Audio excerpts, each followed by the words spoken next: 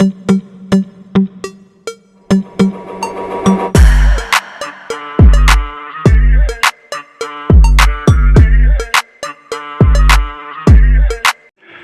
दोस्तों, मैं अश्वनी स्वागत करता हूं आप सभी का आपके छोटी सी फैमिली टेक्निकल स्टडी ज्ञान की इस ऑफिशियल यूट्यूब चैनल पे। प्यारे मित्रों, आज के इस सेशन में बहुत ही बेहतरीन क्लास लेकर आए हैं जो कि होने वाला है जनरल साइंस का पार्ट 2 होने वाला है, जो कि इंपॉर्टेंट है किसके लिए? यूपी ट्रिपल एससी पेट के लिए, रेलवे के लिए, यूपी पुलिस और सभी आगामी एग्जामिनेशन जहां पे जनरल साइंस से क्वेश्चन आते हैं। जी हां, सभी परीक्षा के दृष्टिकोण से महत्वपूर्ण सेशन होने वाला है और वो सभी क्वेश्चन इंक्लूडेड हैं जो कि हर बार पूछे जाते हैं इसी पैटर्न से। तो प्यारे मित्रों, आई होप कि आप लोगों को सेशन अच्छा लगेगा, तो प्लीज प्लीज प्लीज वीडियो को लाइक करिएगा जिससे हमें दोगुनी मोटिवेशन मिले, एनर्जी के साथ हम आपके लिए ऐसे ही क्लासेस बनाते रहें। तो प्यारे मित्रों, यदि चैनल को सब्सक्राइब नहीं किया तो अभी हमारे साथ जुड़ने के लिए चैनल को सब्सक्राइब करें। चलिए आगे बढ़ते हैं, नेक्स्ट सेशन को, इस सेशन को स्टार्ट करते हैं। क्वेश्चन नंबर 1 आपके स्क्रीन पे आ चुका है।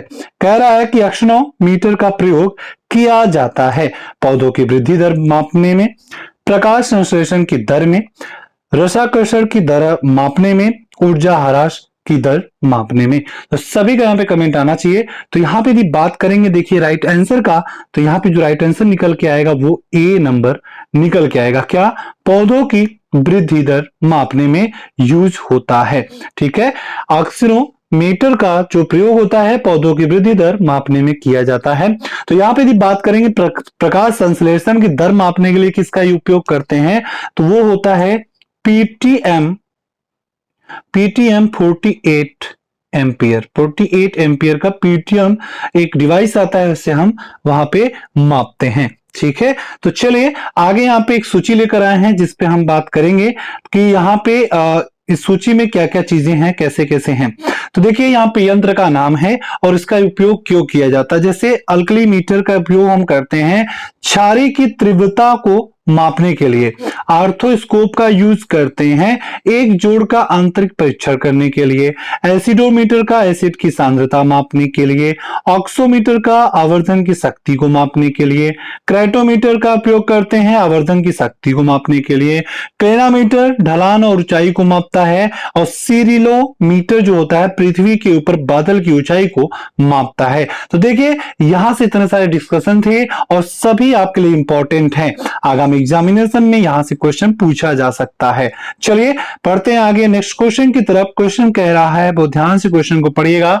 कह रहा है कि आदर्श gas gamma equal to CP/CV है, अतः यहां पे क्या रिलेशन निकल के आएगा। तो प्यारे मित्रों देखिए 4 ऑप्शन आपके पास हैं, option A, option B, option C, option D. तो यहां पर रिलेशन आपको निकालना पड़ेगा। चलिए डिस्कशन के साथ यहां पे आंसर देते हैं। तो पहले यदि बता दें यहां पे राइट आंसर का, तो दूसरा का क्या है, यहां पे राइट आंसर बी है। ठीक है, बी निकल के आएगा। कैसे, आइए देख लेते हैं। देखिए आदर्श गैस यहां पे दिया हुआ है गामा इक्वल टू CP/CV। ठीक है, तो अतः हम जानते हैं कि CP-CV इक्वल टू R हम कर सकते हैं।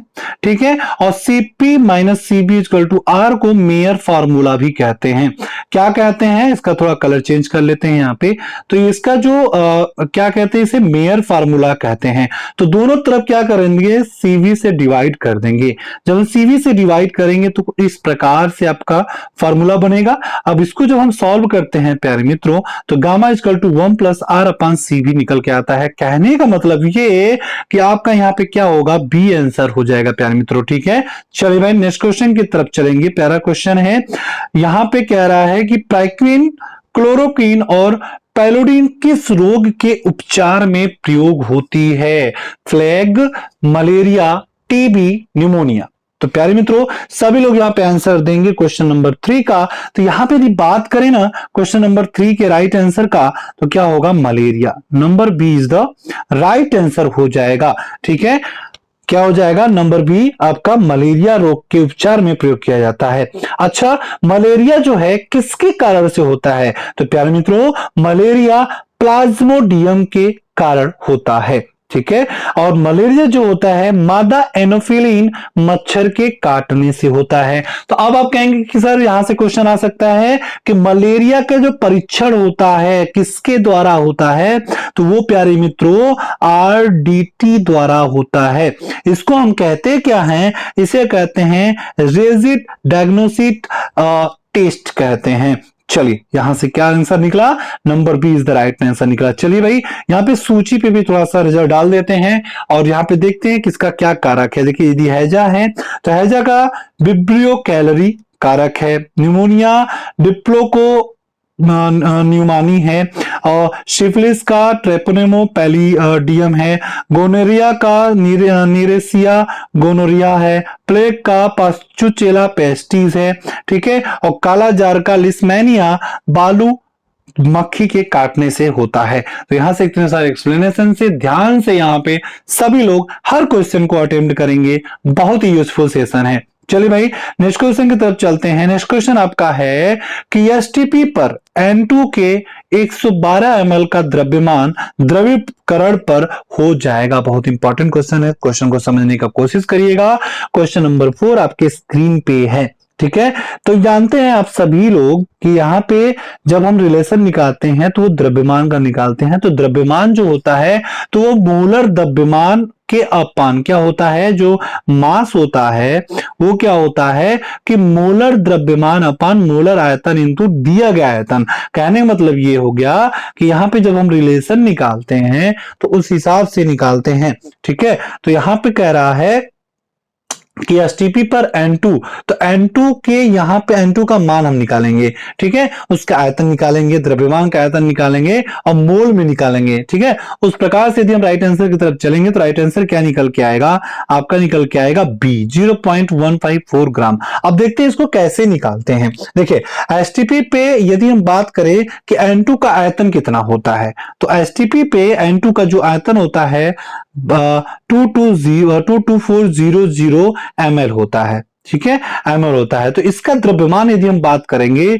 तो क्या होता है प्यारे मित्रों 28 ग्राम होता है, ठीक है, और मोल में कितना होता है 1 मोल होता है। तो सभी को यहां पर रिलेट करा देंगे। मैंने पहले ही बताया कि mass is equal to molar द्रव्यमान, ठीक है, क्या होता है मोलर द्रव्यमान अपान मोलर आयतन होता है। तो वहां पे मोलर द्रव्यमान क्या दिया हुआ है, यहाँ पे 28, आयतन कितना हो गया 22,400, और यहाँ पे क्या है 112, यहाँ पे N2 का ml द्रव्यमान दिया है कितना 112। इसको सॉल्व कर लीजिए, आपका राइट आंसर निकल के क्या आ जाएगा, यहाँ पे 0.14 ग्राम आ जाएगा। चलिए भाई नेक्स्ट क्वेश्चन की तरफ चलते हैं।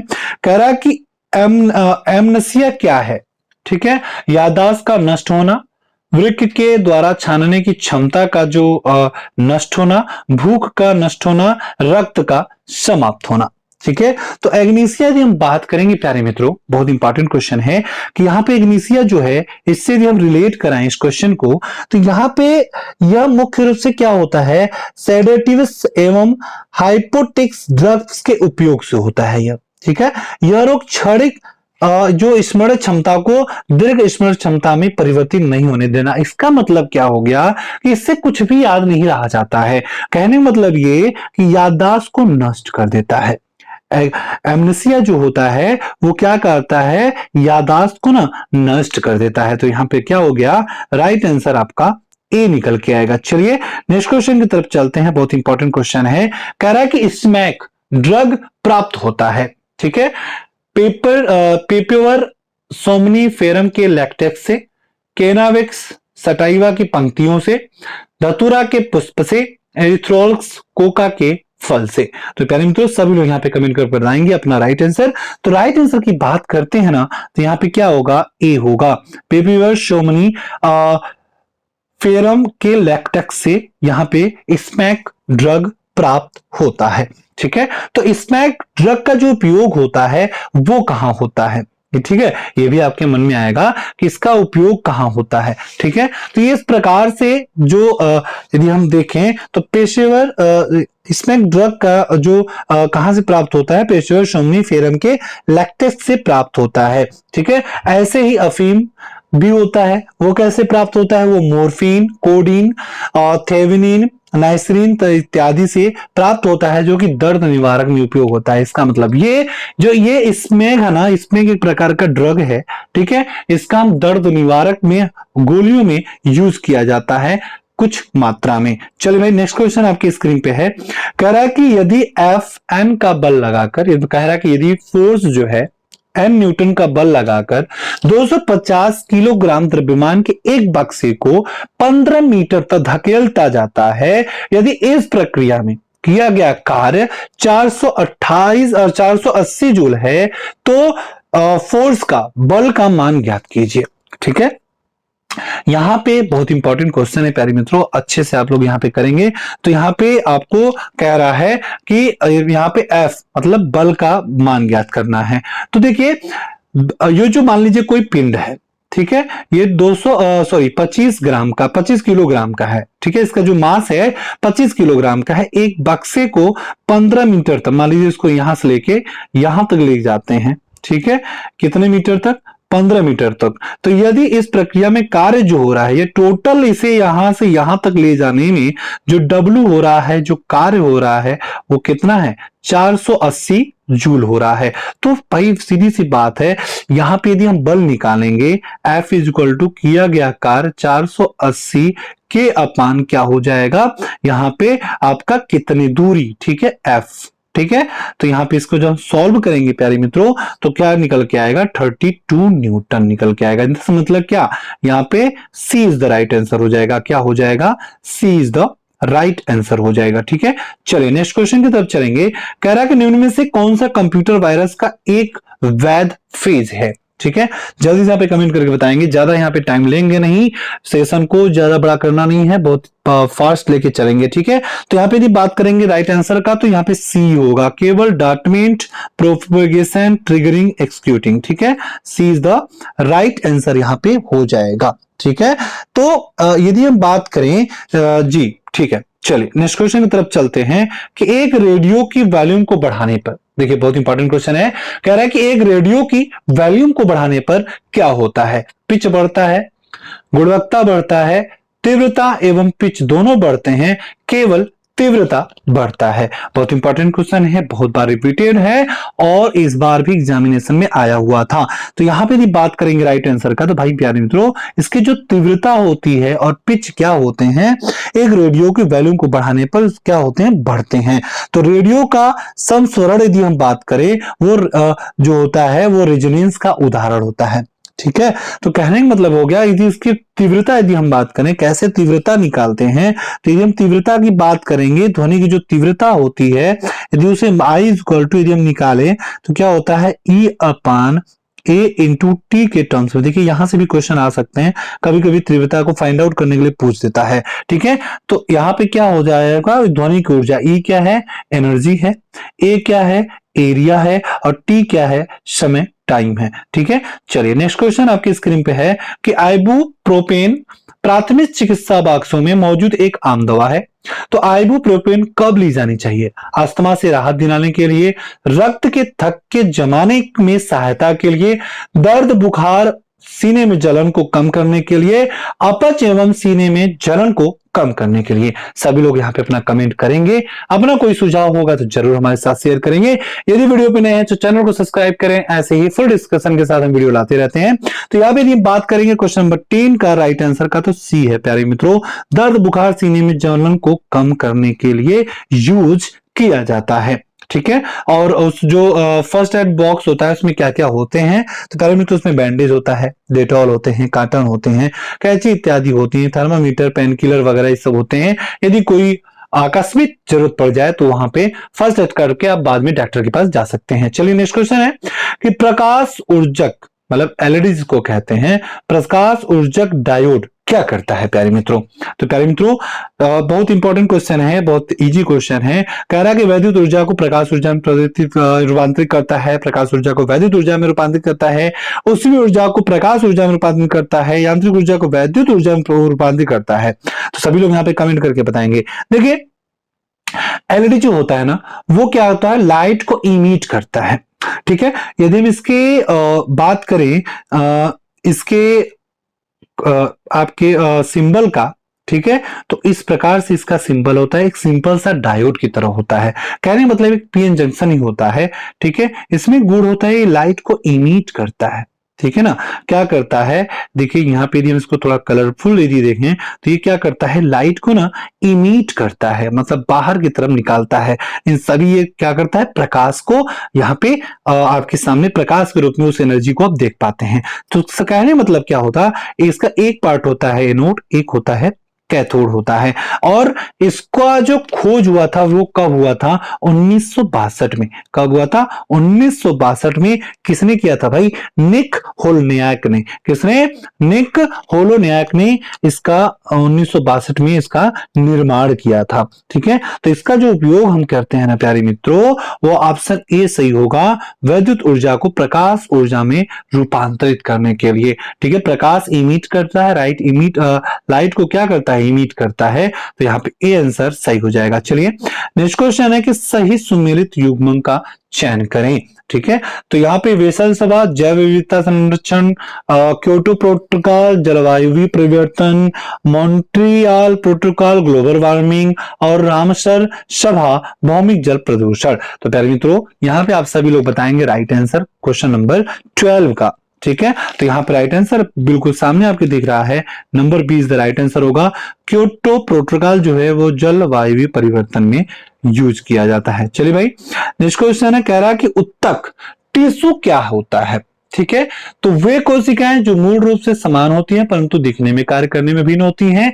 वे कोशिकाएं जो मूल रूप से भिन्न होती हैं परंतु दिखने में और कार्य करने में समान होती हैं।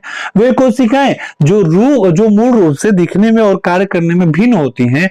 वे कोशिकाएं जो मूल रूप से दिखने और कार्य करने में समान होती है। चारों ऑप्शन आपकी स्क्रीन पे है, तो यहाँ पे फटाफट आंसर दीजिएगा सभी लोग। यदि बात करेंगे राइट आंसर का तो number D is the right answer निकल के आता है कि वे कोशिकाएं जो मूल रूप से दिखने और कार्य करने में समान होती हैं, क्या कहलाती हैं, उत्तक मतलब टिश्यू कहलाती हैं।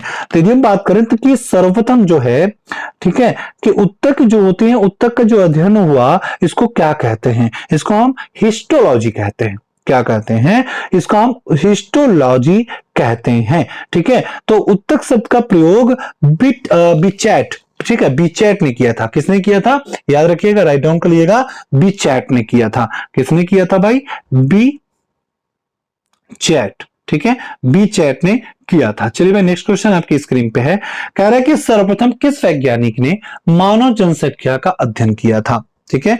कह रहा है क्वेश्चन नंबर 14 कि सर्वप्रथम किस वैज्ञानिक ने मानव जनसंख्या का अध्ययन किया था, डार्विन, माल्थस, गेरोड, वेविलियर, ठीक है। तो यहां पे यदि हम बात करेंगे क्वेश्चन नंबर 14 के राइट आंसर का, तो सर्वप्रथम मानव जनसंख्या का अध्ययन माल्थस नामक वैज्ञानिक ने किया। तो माल्थस कौन सा है, बी है। कहने मतलब यहाँ पे क्या हो गया, B is the right answer हो गया। तो मानव जनसंख्या का जो अध्ययन होता है उसे क्या कहते हैं, यहां से भी क्वेश्चन आ सकता है भाई, मानव जनसंख्या से जो अध्ययन होता है उसे क्या कहते हैं, उस अध्ययन को क्या कहलाता है, वो शाखा क्या कहलाती है, इसको हम कहते हैं डेमोग्राफी। क्या कहते हैं, डेमोग्राफी। और यदि बात करें विश्व का वर्तमान जनसंख्या कितना है, तो 7.8 बिलियन है। कितना है, 7.8 बिलियन है, ठीक है, अभी जनसंख्या पूरे विश्व का, ठीक है, मानव जनसंख्या का विश्व का मैंने आपको बताया, ठीक है।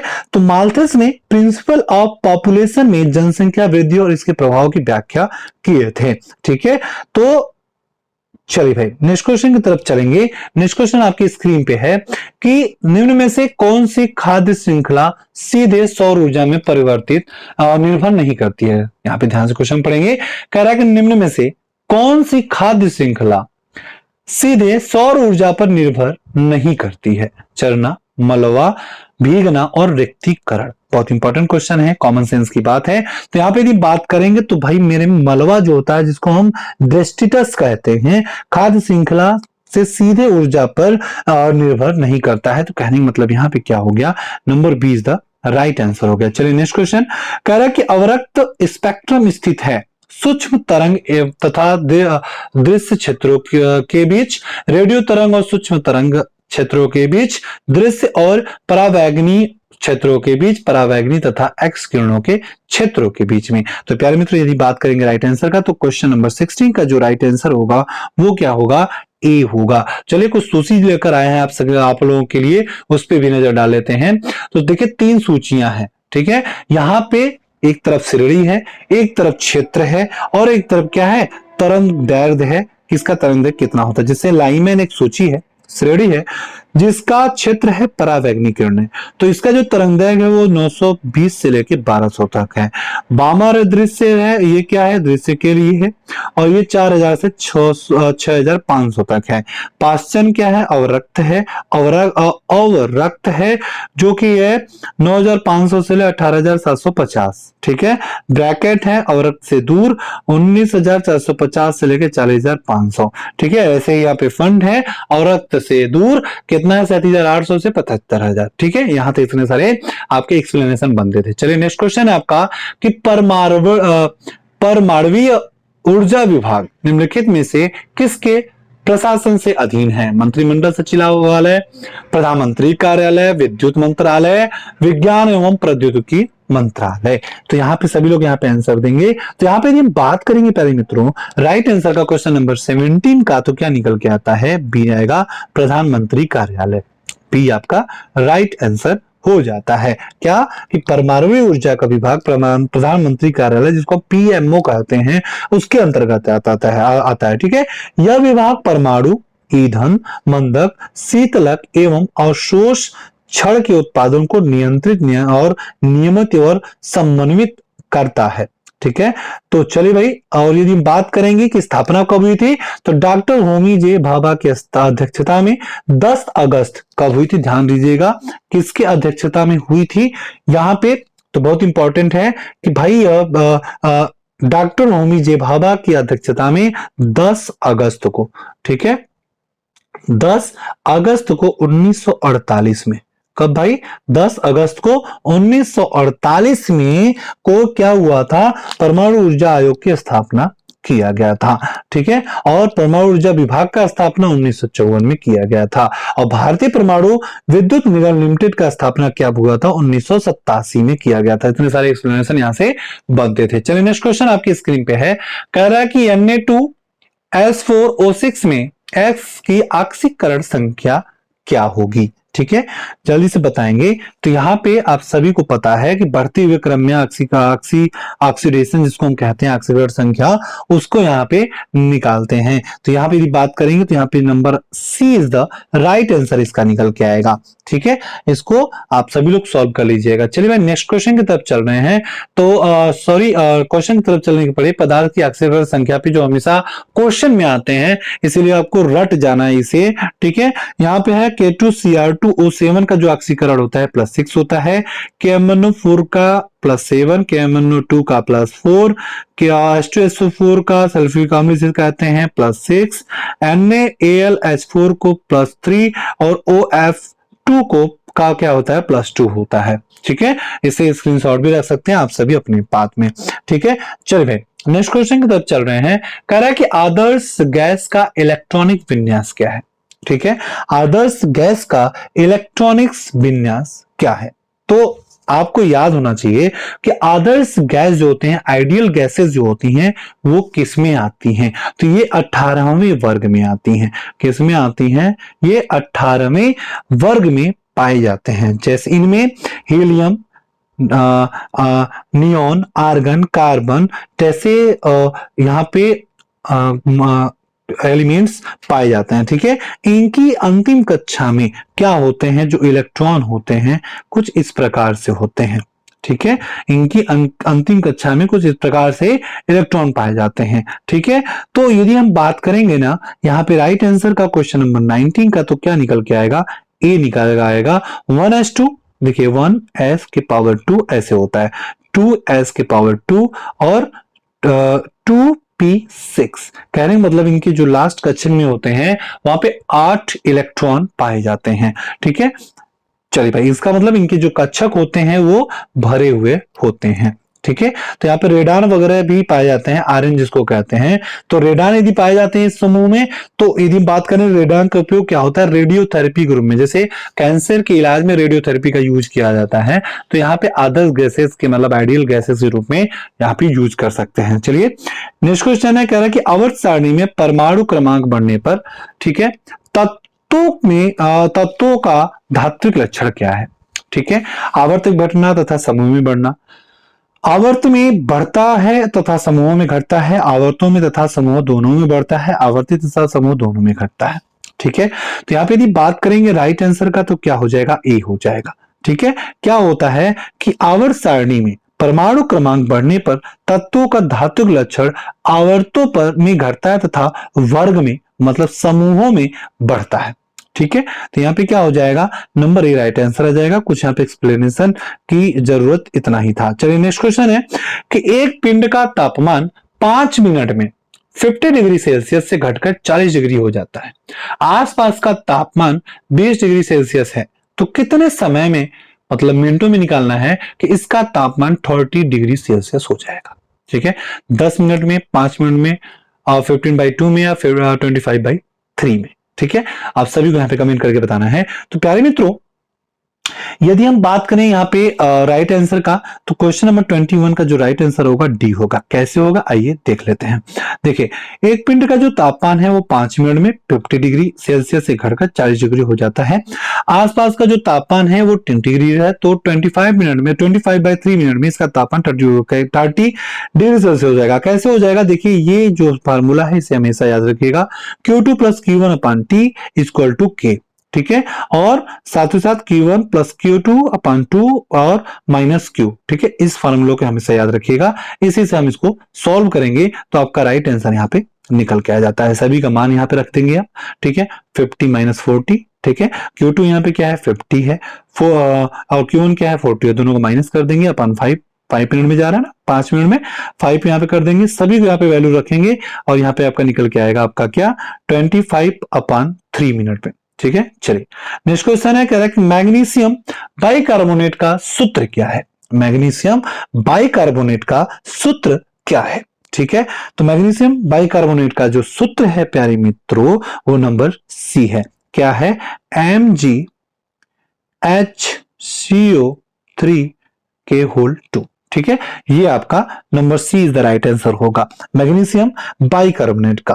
और यदि हम बात करेंगे मैग्नीशियम हाइड्रोक्साइड का क्या सूत्र होगा, मैग्नीशियम हाइड्रोक्साइड का, तो भाई मेरे मैग्नीशियम हाइड्रोक्साइड का क्या हो जाएगा, क्या हो जाएगा, एक मिनट, Mg हाइड्रोक्साइड की बात हो रही है, OH2 हो जाएगा। ठीक है, मैग्नीशियम हाइड्रोक्साइड का जो सूत्र होगा ये क्या हो जाएगा, ये MgOH2 हो जाएगा। ठीक है, चलिए भाई यहाँ पे देखिए एक सूची आएगी आपके सामने, तो यहाँ पे देखिए यौगिक है उसके रासायनिक सूत्र है, जैसे टीयर गैस जिसको अश्रु गैस कहते हैं, बहुत बार आ जाता है कि अश्रु गैस का आप रासायनिक सूत्र बताइए, तो CCl3 into NO2 होता है, सोरा का KNO3 होता है, सुपर हेलोजन का F2 होता है और फ्लाई एश का Ca2CO3 होता है।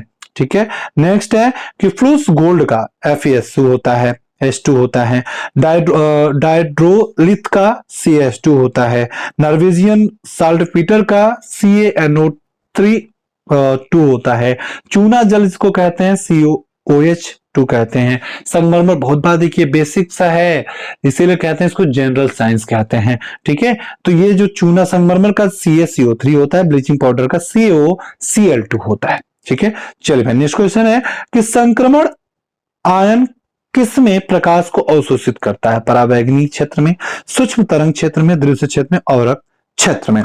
तो प्यारे मित्रों यहाँ पे यदि हम बात करेंगे 23 का राइट आंसर का, तो सी आंसर निकल जाएगा दृश्य क्षेत्र में। चलिए नेक्स्ट क्वेश्चन है, कह रहा है कि फ्लेमिंग के दाएं हाथ के नियम राइट हैंड रूल का प्रयोग किस दिशा का पता लगाने के लिए किया जाता है, प्रत्यावर्ती धारा, डीसी धारा, प्रेरित धारा और वास्तविक धारा। तो प्यारे मित्रों क्वेश्चन नंबर 24 आपके स्क्रीन पे है, यदि बात करेंगे राइट आंसर का तो यहाँ पे क्या है, प्रेरित धारा। ठीक है, फ्लेमिंग का दाएं हाथ का नियम क्या होता है, प्रेरित धारा की दिशा पता लगाने में किया जाता है।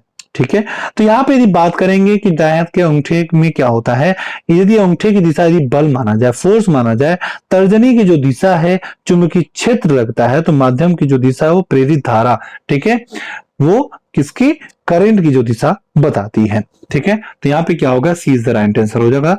नेक्स्ट क्वेश्चन है, कह रहा है कि एक ही समय में दोनों दिशाओं में डाटा भेजने के लिए कौन सी डेटा संचार विधि प्रयुक्त की जाती है, सुपर डुप्लेक्स, सिप्लेक्स, हाफ डुप्लेक्स और फुल डुप्लेक्स। तो यहां पे यदि बात करेंगे कि एक ही समय में दोनों दिशाओं में डाटा को भेजना फुल डुप्लेक्स कहलाता है। ठीक है, और फुल डुप्लेक्स को जो होता है वो पॉइंट टू पॉइंट, क्या, पॉइंट टू पॉइंट वर्क करता है। ठीक है, पॉइंट टू पॉइंट वर्क करता है। तो यहां पे क्या होगा, डी आंसर होगा 25 का।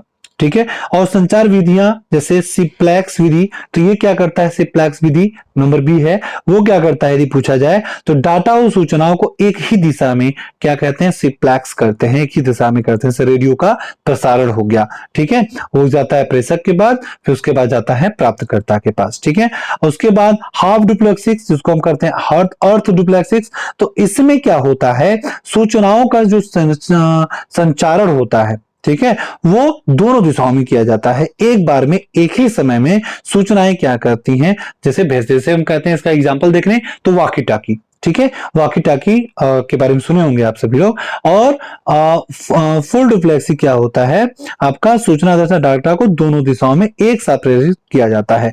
तो यहाँ पे यदि बात करेंगे एफएम जो होता है, जिसको फ्रीक्वेंसी मॉड्यूलेशन भी कहते हैं, का आवृत्ति कितना होता है, वो 88 से लेके 108 ms2 के बराबर होता है। तो प्यारे मित्रों, आज का सेशन आई होप आप सभी लोग को प्यारा लगा होगा और नॉलेजफुल लगा होगा। तो प्लीज चैनल को सब्सक्राइब करें, वीडियो को लाइक करें, ज्यादा से ज्यादा अपने मित्रों के साथ शेयर करें। तो चलिए मिलते हैं नए वीडियो में नई एनर्जी के साथ, तब तक अपना ख्याल रखें, मस्त रहें, बिंदास रहें।